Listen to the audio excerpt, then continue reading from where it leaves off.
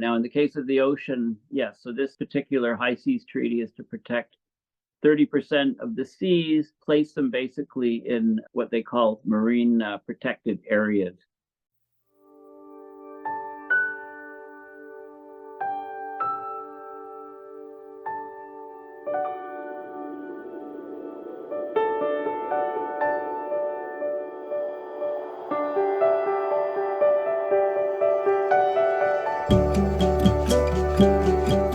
Hello, everyone, and welcome to another edition of the Climate Emergency Forum.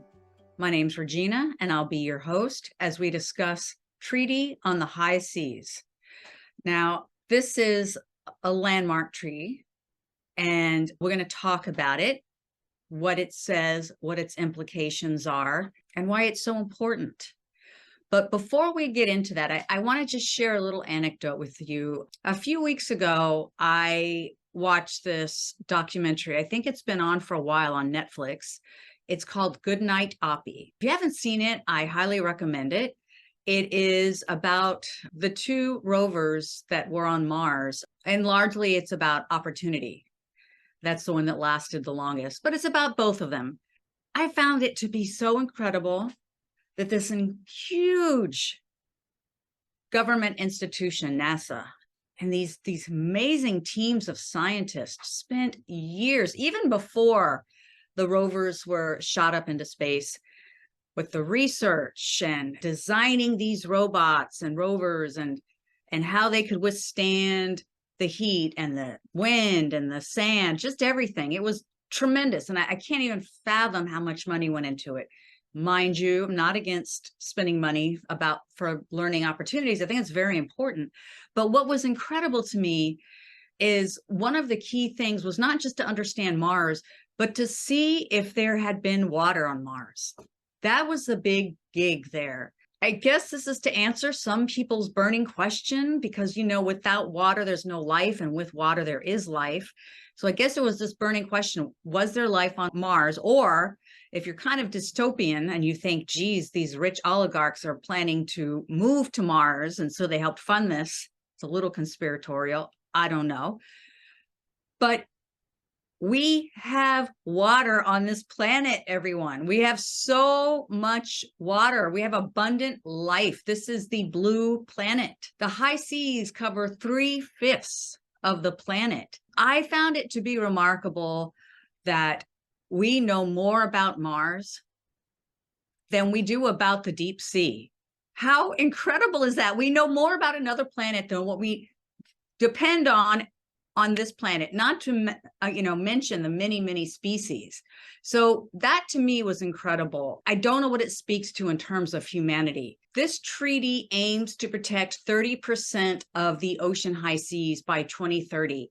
And this is ostensibly the percentage of the oceans that must be protected in order for them to be healed and be recalled to life, as it were. I use that phrase because I'm rereading Tale of Two Cities, and that's a big phrase, recalled to life. We have to bring back life in our oceans, or at least help the life that's remaining from being completely destroyed. And what are some of the threats? One of the big threats is mining the oceans. Now, there's a lot to be gotten from the oceans. There are hydrothermal vents.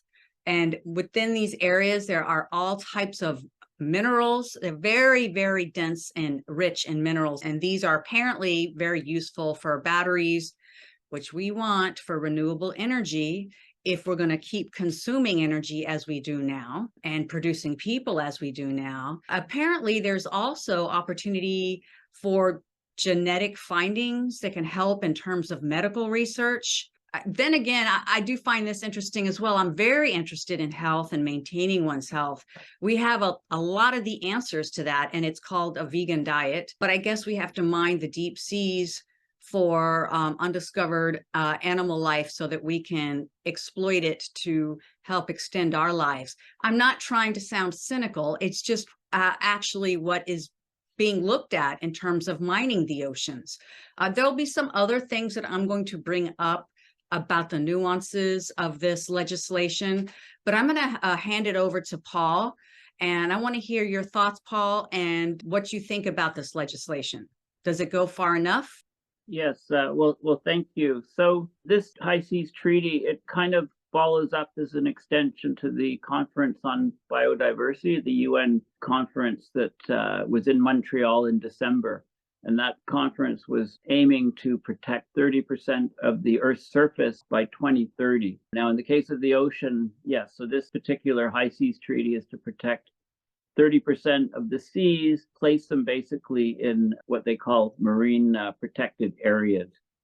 Now, 2/3 of the ocean or more are actually international waters, also could be called high seas. So this treaty is aiming to reverse the biodiversity loss to ensure, in quote, sustainable development. I prefer the expression managed retreat as opposed to sustainable development. But anyway, before the treaty was signed, only 1.2% of the high seas are protected before this signing of the treaty.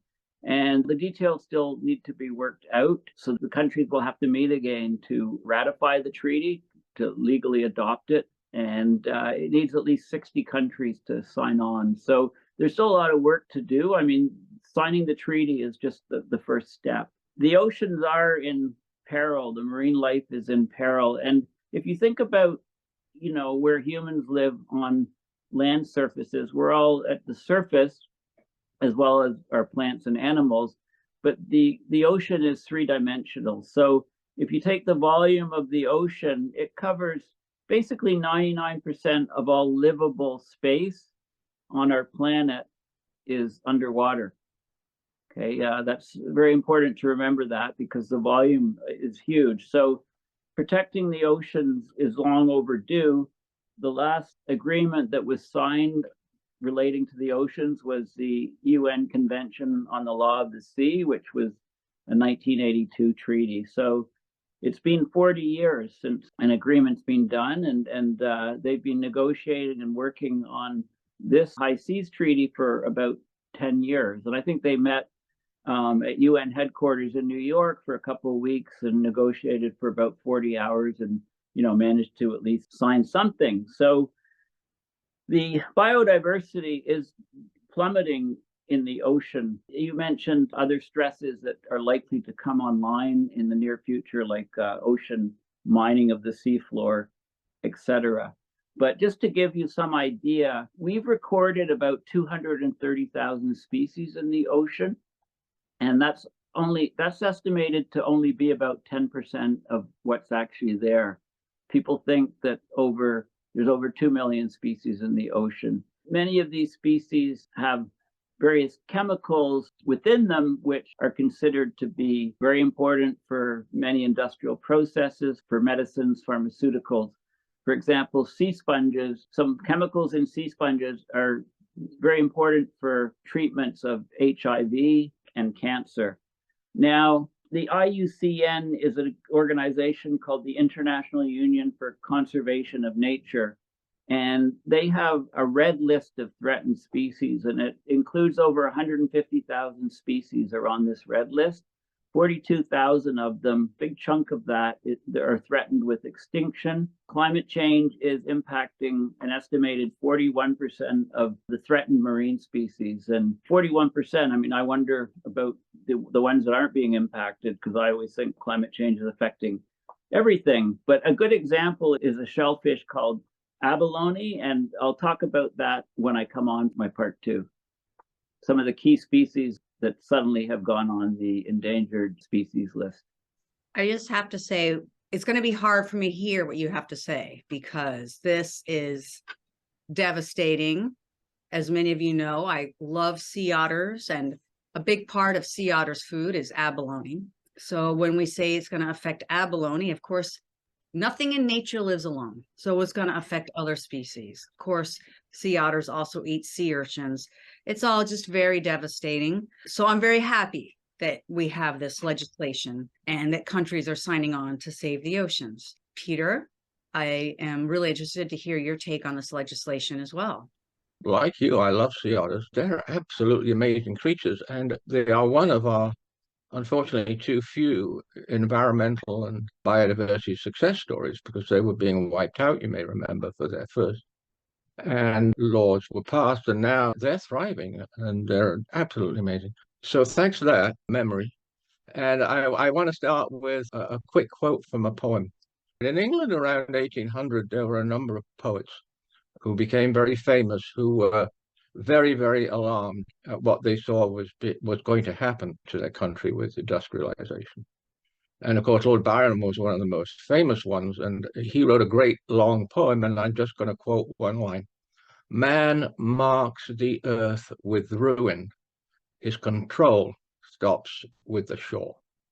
Well, of course, stopping with the shore is no more, and it's been no more a long, long time ago. So, Al Gore likes to say that we're using the atmosphere as an open sewer, but far, far more, we're using the oceans as an open sewer. And there's no control over that whatsoever. We still have expanding coastal dead zones because of nitrogen pollution runoff and eutrophication. And they're just getting more and more and more and bigger and bigger and bigger, mainly agricultural pollution. But then we have dead zones in the high open seas as well, due to ocean heating from the fact that we, as Al Gore says, treats the atmosphere like a sewer, and we pour masses of carbon into the atmosphere. So the ocean heat is accelerating. It's constantly being accelerating. And I mention all these things because maybe call me a cynic, but I can't see anything in the text on this treaty that's going to really make any difference to that whatsoever. They're calling it a framework treaty, but they barely got a framework there. 90% of our seas are overfished, fished out. And it's been like that for decades and decades. So it's really odd reading this high seas treaty. The only place that fish get mentioned, and they get mentioned very few times, is as a genetic resource. So I guess that just reflects what our society and civilization is all about. Nature only exists as a resource for us to use for our benefit. Now, another success has been marine protected areas. And some maritime countries have established them and maintained them. And the research shows they work. The fish come back and the fish do well. So it's a wonderful, wonderful idea, and it has to happen. The other thing, of course, with what we're doing in the oceans is we're acidifying the oceans with carbon dioxide. We've increased the acidity of the oceans about 30%. And the rate of ocean acidification, the last thing I read, shocked even me, 10 times faster than anything in the past 300 million years. Now, I mentioned ocean deoxygenation.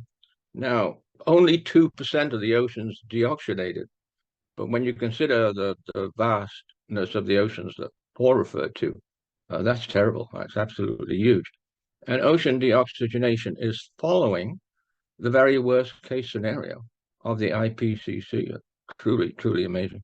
Acidification is accelerating. So there's a couple of things I like in the text I should mention. It talks about tools for ocean management areas, but that doesn't seem to go very far. It does have environmental assessments, which is really good. And the way they put environmental assessment is there's an obligation for countries to do that with any new projects that they're going to be doing. The other thing actually that they have is they have a section called an emergency measure. And that's good. I think that's really great. Let's have one for the atmosphere. But as an article that I read in Nature is we have a long, long way to go and science has to fill the gaps. Well, we do indeed have a long way to go. And I agree with you, of course, Peter. This whole notion of seeing nature as a resource to be exploited, it's really gross. I, of course, can't understand it. And as we all know, whales were hunted almost to extinction. Whales are incredible.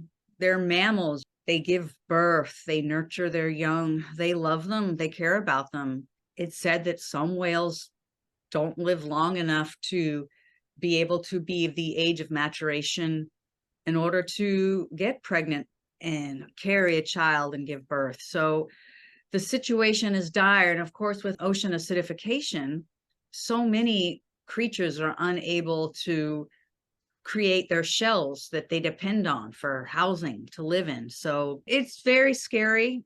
I hope it's not a case of too little, too late. I hope that there is a chance to heal, but I also hope that there's more than just hope. So, Paul, what do you think? Well, I'm amazed at that figure. 99%, I'll repeat it, 99% of all livable space on our planet is under the water. Most of the Earth's biosphere is under the water, and that's what this sort of treaty is aiming to preserve and protect. But we're up against some very alarming numbers. The extinction threat is to reef corals is 15% of all, plus of all reef corals are threatened with extinction. Of course, a number of coral reefs is way down with these marine heat waves, etc. Sharks and rays, over 90% of species are threatened with extinction. Mollusks, 11%. The numbers just go on and on. So it's extremely serious. And the abalones I'm particularly interested in because years ago I lived in California for a few years and did some scuba diving on the Channel Islands. And I remember being in a kelp forest. So the water was close to 100 feet deep, and the kelp is anchored on the seafloor and extended almost right the way up to the surface. It was an amazing thing to be diving in. This black creature started swimming towards us, and your mind is thinking, shark, shark. It was a sea lion, fortunately. But there was one of the local divers that I was diving with. We're down at the bottom, and there's abalone. And he pulls off his face mask, and he had a bite of the abalone. I couldn't believe it. On the surface, he said he loved sushi, and he just couldn't resist doing this at that depth. But anyway, it's a little anecdote. But abalone are a shellfish. There's 54 species, and 20 of them are on the endangered list heading to extinction. That's 44% of all of the species.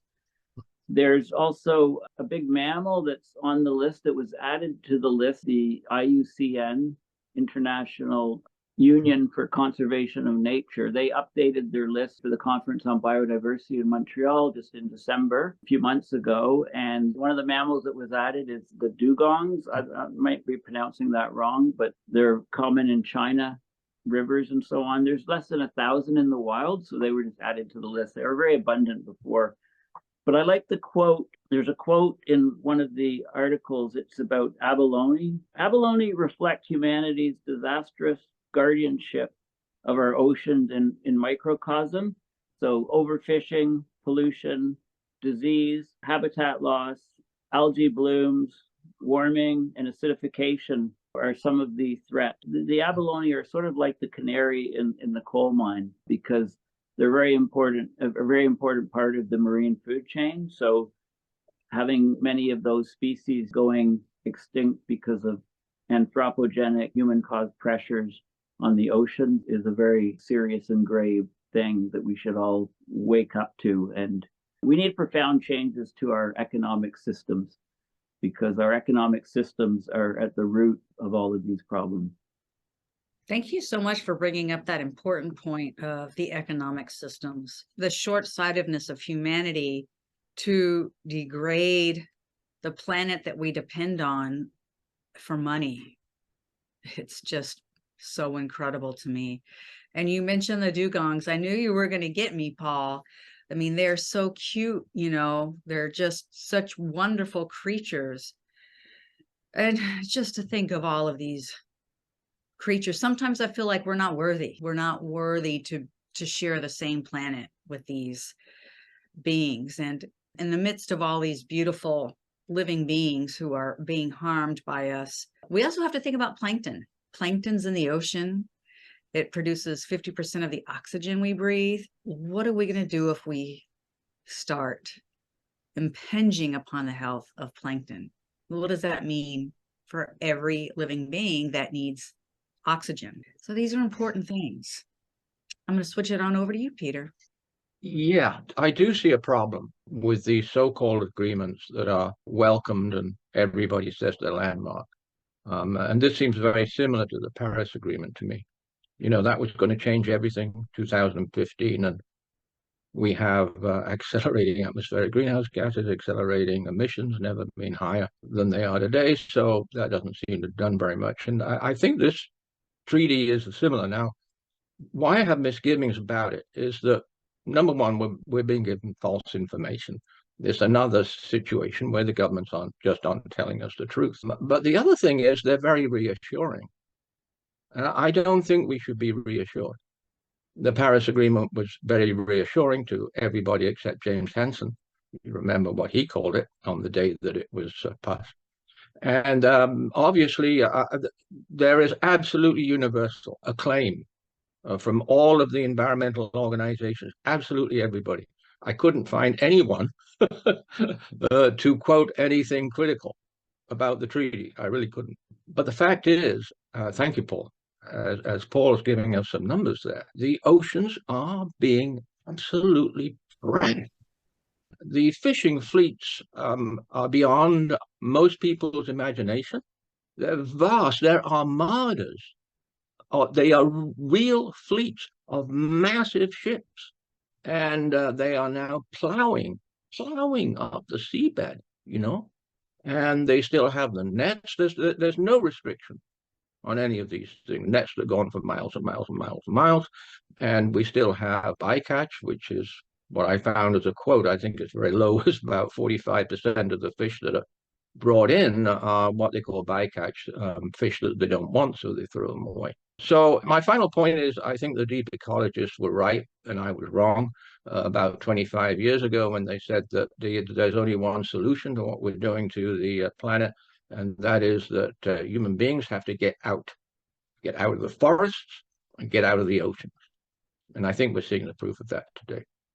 Thank you. I couldn't agree more with you, Peter. I am definitely an advocate for urbanization and density. There's no reason that we can't have a few megacities without ex-urban sprawl and just warehouse people. I know this sounds dystopian, but we can't just keep going outward and colonizing the entire planet. We just can't. I really appreciated this conversation. As I always say, the oceans have great meaning for me. The living beings in the oceans have great meaning for me. And I just don't want to see them harmed anymore. It's devastating to see the plastic in the oceans and just all of these things that we've been speaking about. I'm wondering what you, our audience, thinks about this legislation. Do you have positive thoughts about it? If so, why? Do you agree with Peter that it's just another kick the can down the road type situation? And if that's your thought, please share that with us as well. Additionally, we would like for you to like, share, and subscribe. We want to keep seeing you here and keep learning with you as you learn with us at the Climate Emergency Forum.